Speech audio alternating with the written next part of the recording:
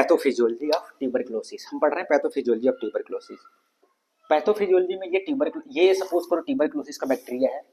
Tuberculosis का bacteria जब कोई इन्फेक्टेड पेशेंट है तो जब वो छींकता है या खांसता है तो उसके छींकने से जो छींक के साथ आता है वो कुछ ड्रॉपलेट न्यूक्लियाई आ जाते हैं। ड्रॉपलेट न्यूक्लियाई जब वायुमंडल में रिलीज करता है एयर में, बाहर इन्वायरमेंट में, तो वो जो उसके साथ जो ह्यूमन बॉडी होता है या ह्यूमन बीइंग होते हैं वो जब इनहेल करते हैं, सांस लेते हैं जब वो, तो उस सांस के थ्रू वो ड्रॉपलेट न्यूक्लियाई वो तुरंत इंटर कर जाता है दूसरे पर्सन में, हेल्दी पर्सन में, और हेल्दी पर्सन के लंग्स के साथ होते हुए आता है एल्बुलाई और एल्बुलर ब्रोंकियोल्स के थ्रू होता है, आते हुए वो आता है कहाँ, इस एल्बुलाई के अंदर।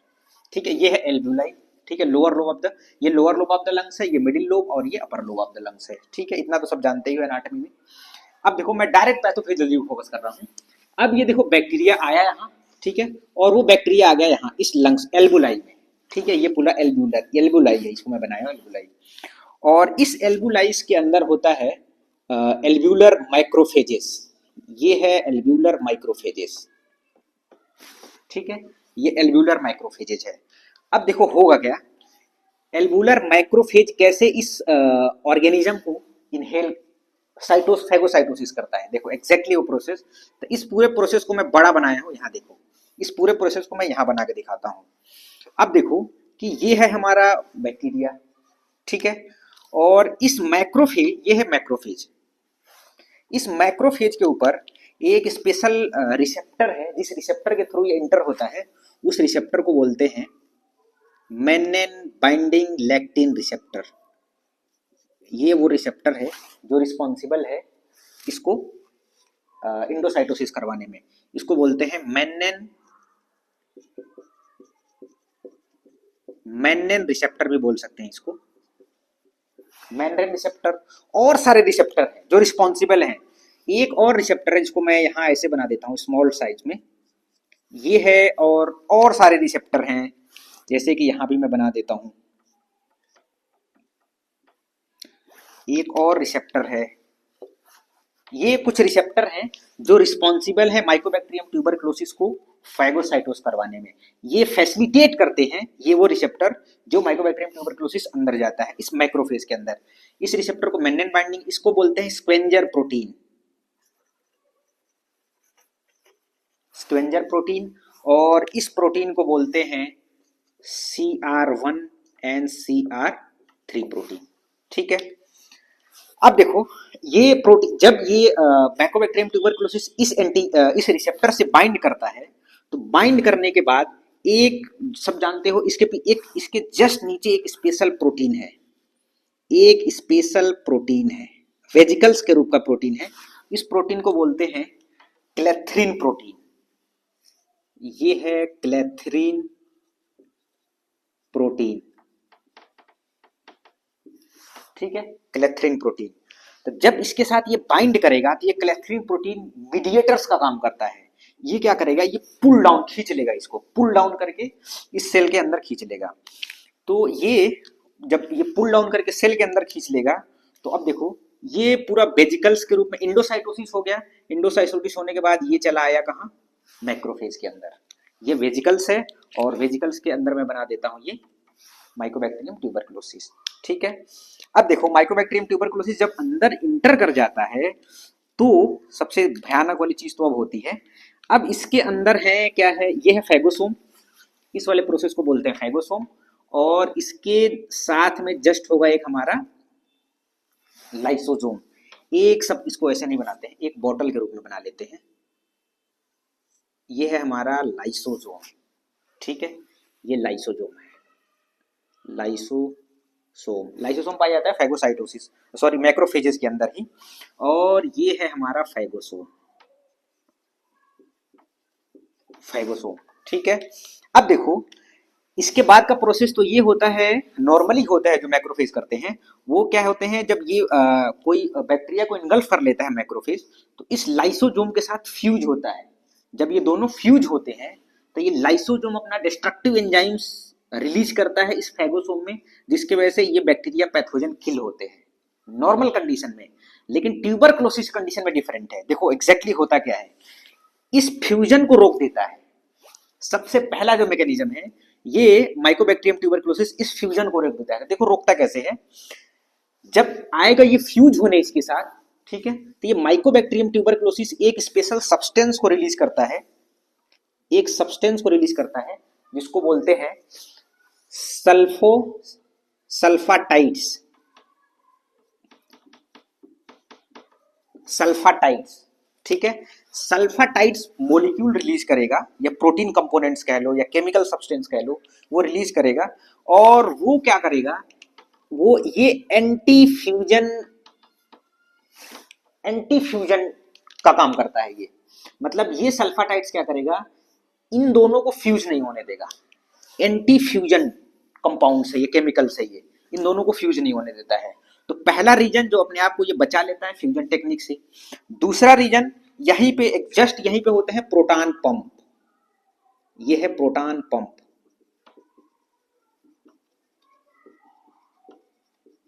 प्रोटॉन पंप उसके जब ये एंटी फ्यूजन टेक्निक्स को इनहिबिट कर देगा, ये एंटी फ्यूजन इनहिबिटर है, ये फ्यूजन इनहिबिटर है।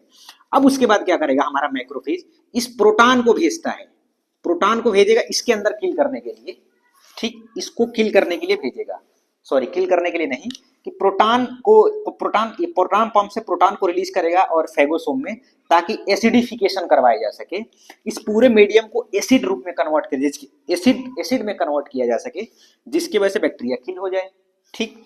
तो इसको इनहिबिट करने के लिए, इस प्रोटॉन पंप को भी इनहिबिट करने के लिए ये माइकोबैक्टीरियम ट्यूबरक्लोसिस क्या करता है, इस पूरे मीडियम को अल्कलाइन मीडियम में कन्वर्ट करता है। ये प्रोड्यूस करता है अमोनिया, अमोनिया, ठीक। अब अमोनिया क्या होगा, एबंडेंट रूप में अमोनिया प्रोड्यूस करता है, और वो अमोनिया इस पूरे अल्कलाइन मीडियम को, जो इसके बीच में प्रोटॉन पंप और इसके फेगोसोम के आसपास हैं, इस पूरे एसिडिक मीडियम को ये अमोनिया कन्वर्ट कर देता है अल्कलाइन मीडियम में। अब अल्कलाइन मीडियम में कन्वर्ट हो गया, तो अब ये प्रोटॉन एसिडिक मीडियम जब कन्वर्ट हो गया अल्कलाइन में, तो अब इसको कोई डिस्ट्रक्शन नहीं होगा, ठीक है। दूसरा सेफ्टी प्रिकॉशन ये फॉलो करता है। थर्ड जो सेफ्टी प्रिकॉशन फॉलो करता है ये, वो है, अब इसको रेप्लिकेट होना है और ग्रो होना है। तो अब देखो क्या करेगा, इसको मैं यहां बना लेता हूं, और ये है हमारा, ये फेगोसोम है और ये हमारा बैक्टीरिया।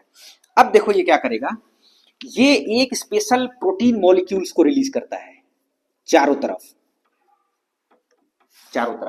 और वो प्रोटीन मॉलिक्यूल इसके ऊपर बाइंड कर जाते हैं, ऐसे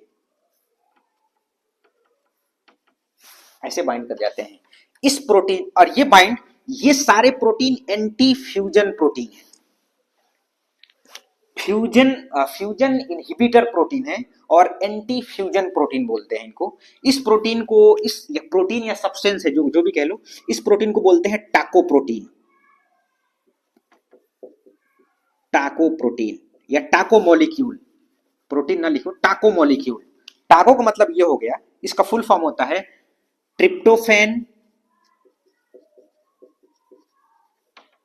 ट्रिप्टोफैन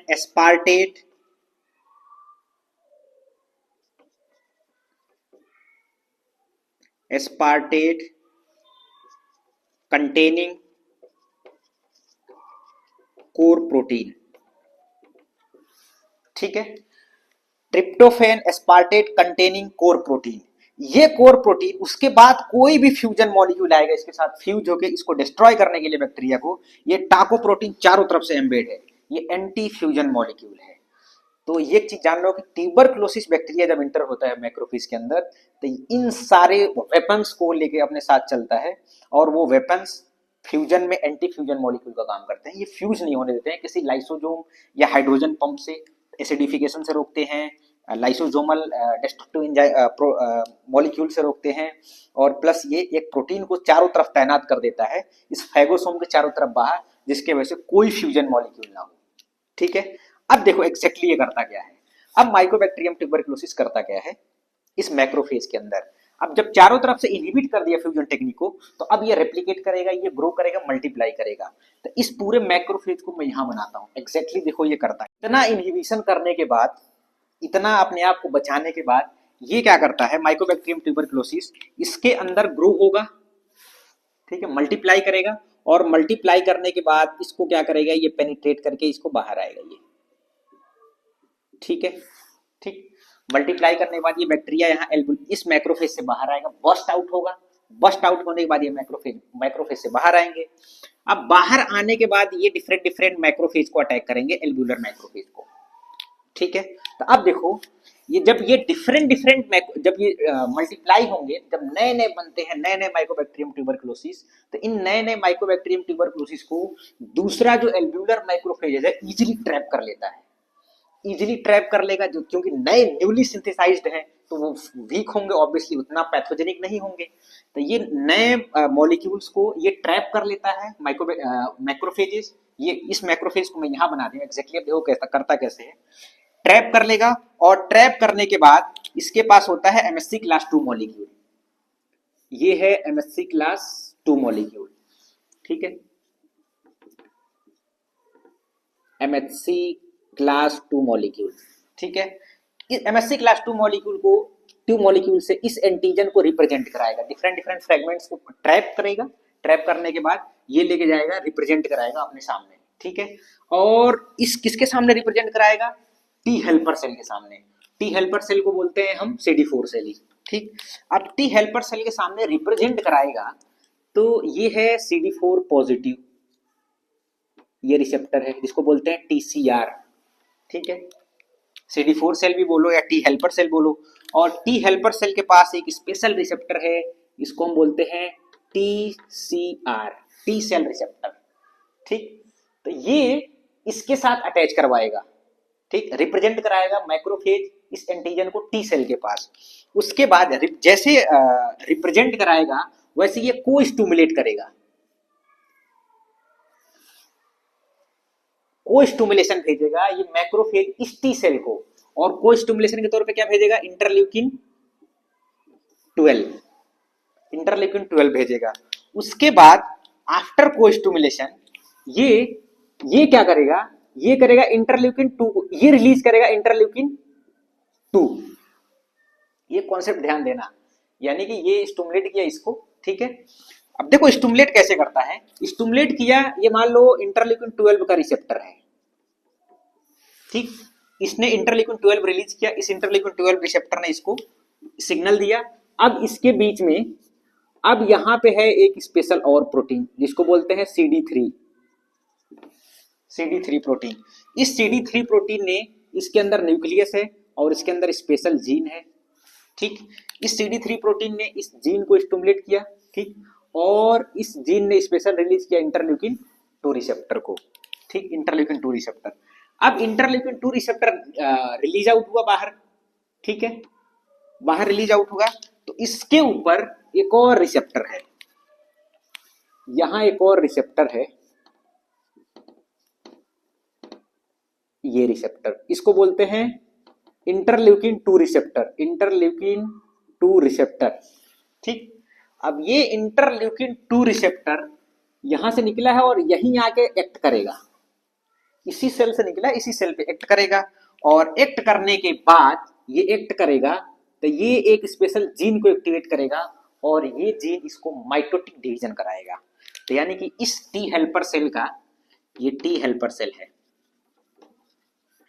हेल्पर सेल, या इसको CD4 भी बोलते हैं, CD4 सेल, ठीक है। अब इसका क्या होगा?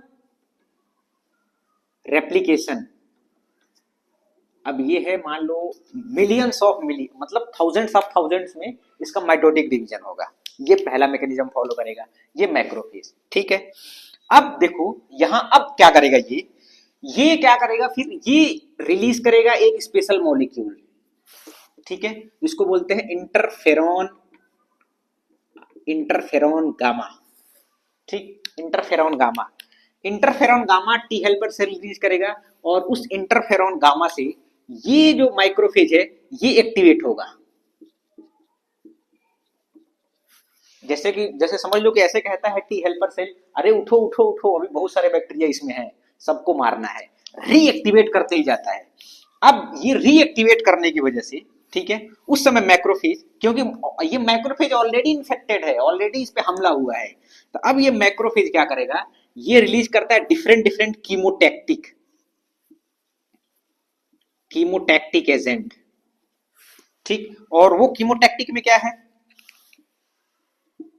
इंटरल्यूकिन 1, ठीक, और interleukin 6, tumour necrotic factor alpha, ठीक, ये उन चीजों को रिलीज करेगा। और ये क्या करेंगे, ये देखो क्या करेंगे, ये ये जो दोनों हैं, ये बिग न्यूट्रोफिल एक्टिवेटर हैं, ये बिग कीमोटैक्टिक एक्टिवेटर हैं। ये ढेर सारे ये रिलीज करेंगे, बुलाएंगे कहाँ, ये जाएंगे ब्लड वेसल्स में। यहां बना देता हूं, ये मान लो ब्लड वेसल्स है,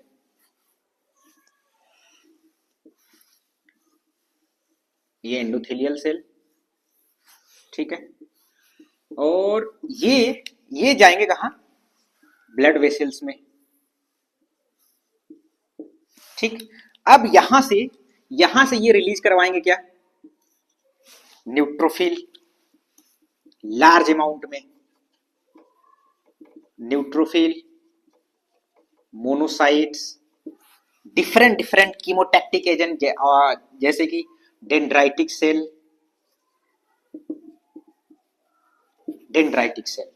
ये रिलीज करवाएंगे। और उसके साथ और दो ये रिलीज करेगा हमारा, क्योंकि ये ऑलरेडी इन्फेक्टेड है, तो ये जो मैक्रोफेज है ये और डिफरेंट डिफरेंट प्रोडक्ट्स को रिलीज करता है। ये मैक्रोफेज का, ये सपोज करो ये न्यूक्लियस है, ये उसके डीएनए जेनेटिक मटेरियल है, ये रिलीज करता है different different reactive oxygen species, plus reactive oxygen species के साथ साथ ये रिलीज करता है नाइट्रस ऑक्साइड, ठीक।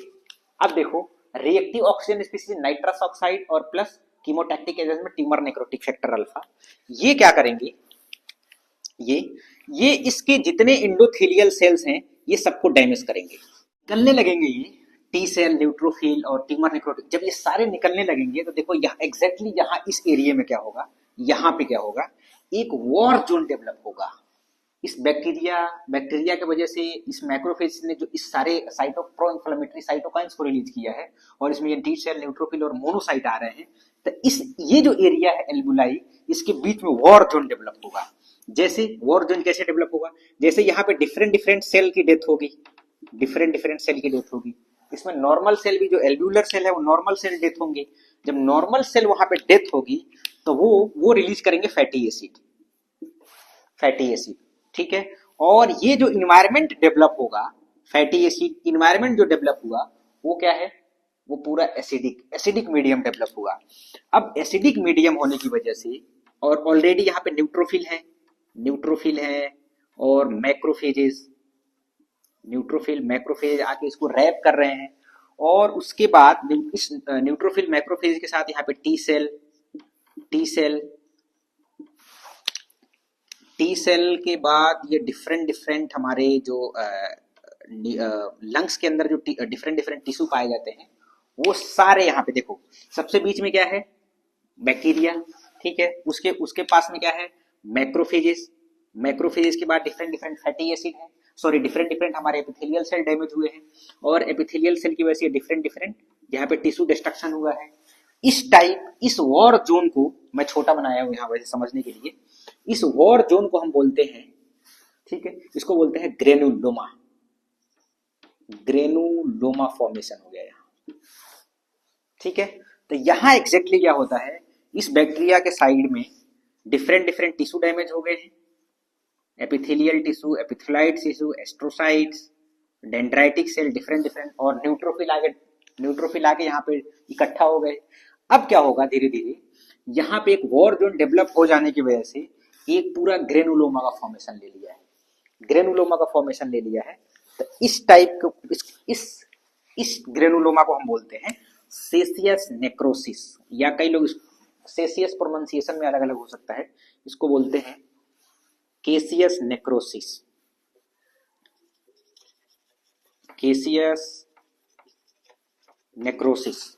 ठीक है, केसियस नेक्रोसिस।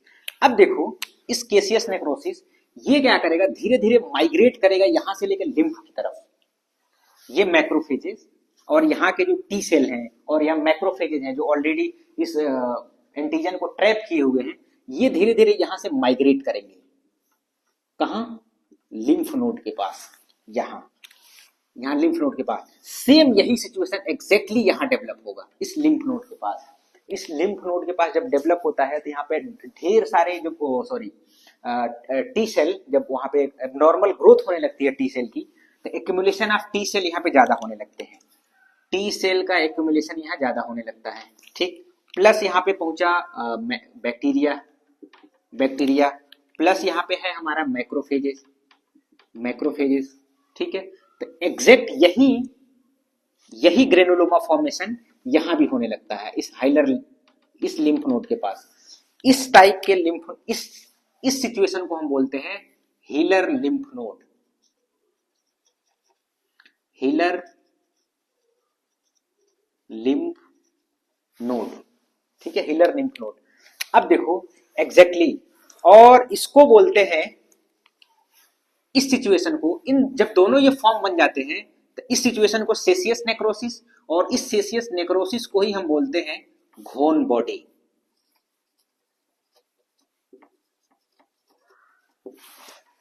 ठीक है, घोन बॉडी।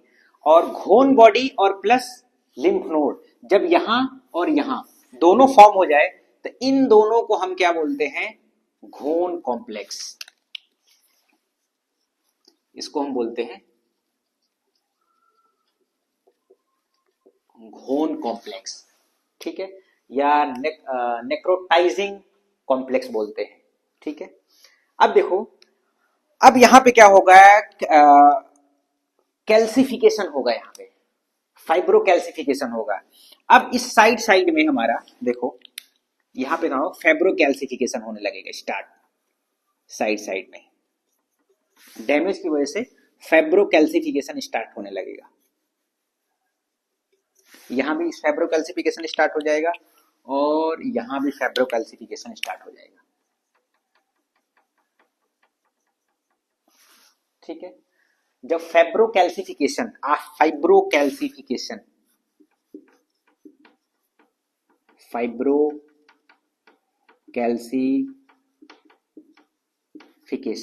जब फाइब्रो कैल्सिफिकेशन स्टार्ट हो जाता है तो जब माइक्रोस्कोपिक एग्जामिनेशन में बिल्कुल इजीली दिख जाता है, तो उस टाइप के सिचुएशन को हम बोलते हैं रिंकी कॉम्प्लेक्स।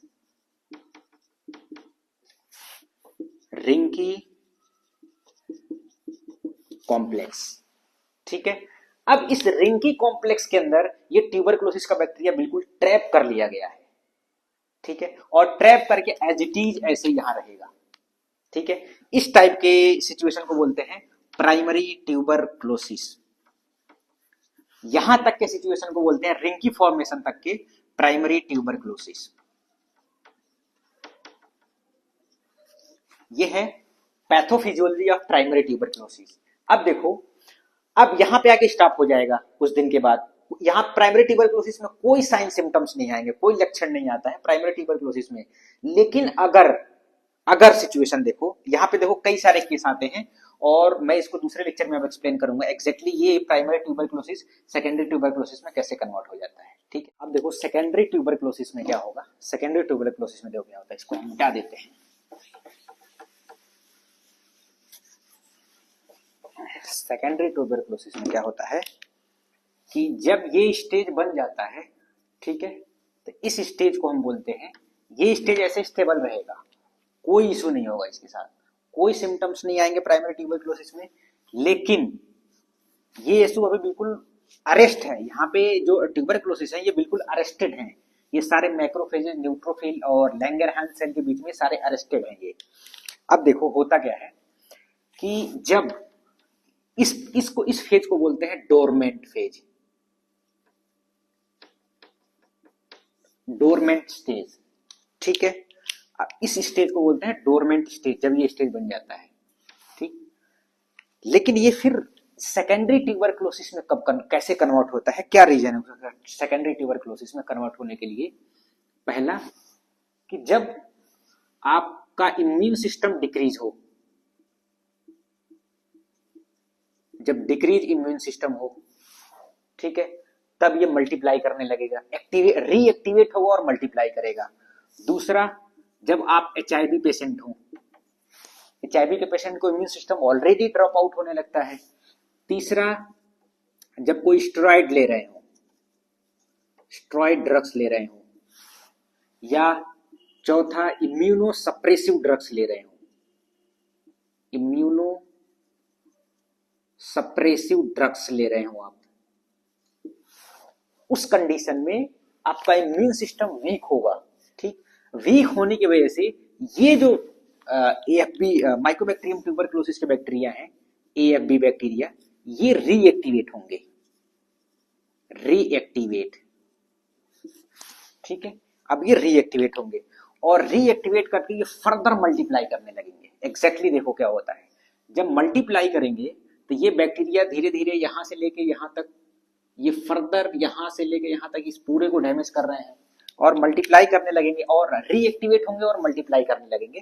तो मल्टीप्लाई करते करते क्या होगा, ये पहुंचेंगे अपर लोब्स में, ये सारे बैक्टीरिया पहुंचेंगे अपर लोब्स में, और अपर लोब्स में जाएंगे तो देखो रीजन क्या होगा, यहाँ पे ये ढेर सारे इस ब्रोंकाई वाले स्टेज को ये डैमेज करने लगेंगे। ठीक है, अपर लोब्स को, upper lobe of the lungs को ये डैमेज करने लगते हैं। तो इस कंडीशन में जो पेशेंट के अंदर देखने को मिलता है उसको बोलते हैं ब्रोंको न्यूमोनिया, ब्रोंको न्यूमोनी। ठीक, दूसरा कंडीशन क्या होगा इसके अंदर कि ये क्या करते हैं, जैसे यहां आएंगे ये इन्फेक्शन, ये पस फॉर्मेशन या ग्रेनुलोमाइटस, ये इन्फेक्शन धीरे धीरे क्या करेंगे, इस प्लूरा के अंदर लीक आउट होने लगेंगे, इसके अंदर। ठीक है, जिसके वजह से जो प्रॉब्लम, एक्सरे कराने के बाद जो प्रॉब्लम दिखती है उसको बोलते हैं न्यूमोथोरेक्स, न्यूमोथोरेक्स, ये कंडीशन देखने को मिलती है। और वही लीक आउट होने के बाद, इसको मैं यहां से मिटा देता हूं, न्यूमोथोरेक्स, और यही कंडीशन, ये कंडीशन जब इस स्पेस के अंदर फिल होने लगते हैं, ठीक है, इस लंग्स के प्लूरा के स्पेस जो है, इस स्पेस के अंदर जब ये फिल होने लगते हैं तो इस सिचुएशन को बोलते हैं प्लूरल इफ्यूजन, प्लूरल इफ्यूजन। ठीक है, तो ये हमें देखने को मिलता है जब रीएक्टिवेट होता है, डोरमेंट फेज से जब रीएक्टिवेट होगा ट्यूबरक्लोसिस, उस कंडीशन में ये हमको पूरे लंग्स को अफेक्ट करते हुए दिखेगा। एक चीज यहां और है, ये क्या होता है कि जब ये इन्फेक्शन धीरे धीरे ये ब्लड्स के अंदर आने लगते हैं, ब्लड्स के अंदर, सपोज करो यहाँ पे कैपिलरीज है, और जब कैपिलरीज को ब्रेक डाउन करके, क्योंकि यहाँ पे ढेर सारे इंटरल्यूकिन 1, 2, 6 और tumour necrotic factor alpha use हो रहा है, निकल सिक्रीट हो रहे हैं, तो ये क्या करेंगे, परमिबिलिटी को बढ़ा देते हैं, क्योंकि बहुत सारे साइटोकाइंस यहाँ पे आएंगे, इन्फ्लेमेटरी मीडिएटर्स आएंगे, तो इस जो कैपिलरीज है लंग्स के अंदर, इसकी परमेबिलिटी को बढ़ा देंगे। जब परमेबिलिटी को बढ़ा देंगे तो जब कफिंग होगा उस समय पेशेंट को, तो वहां से ब्लड आने लगेगा, ब्लड आने लगेगा। उस सिचुएशन को बोलते हैं हेमोप्टोसिस।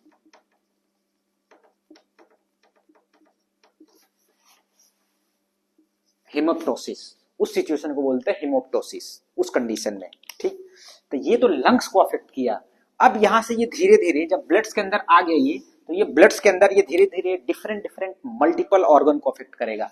तो अगर ये पूरा लंग्स को अफेक्ट कर रहा है तो इसको बोलते हैं पल्मोनरी ट्यूबरक्लोसिस, पल्मोनरी